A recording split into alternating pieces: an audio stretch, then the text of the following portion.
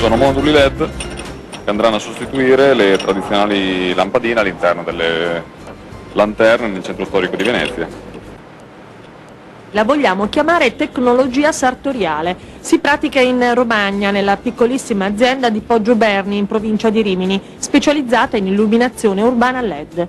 In tempi di crisi si aggiudica una commessa internazionale, la nuova illuminazione pubblica di Venezia, sbaragliando i piani di colossi elettronici mondiali. La tecnologia oggi permette di poter arrivare a utilizzare tonalità di luce molto calda e confortevole, che è stata una delle prescrizioni non solo del Comune di Venezia ma anche della Soprintendenza.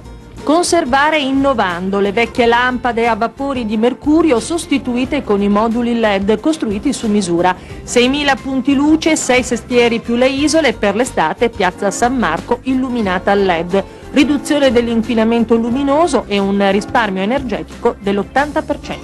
4 anni di sacrifici, però fatti veramente con la passione.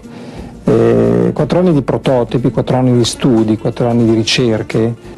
Vola lontano l'azienda romagnola che sta per fare nuove assunzioni e pensa alle luci di Lisbona e delle città del sud-ovest della Germania. La luce bianca invece della tecnologia LED può riqualificare in maniera completa questi centri storici, dandogli un tocco assolutamente nuovo ma vero e reale.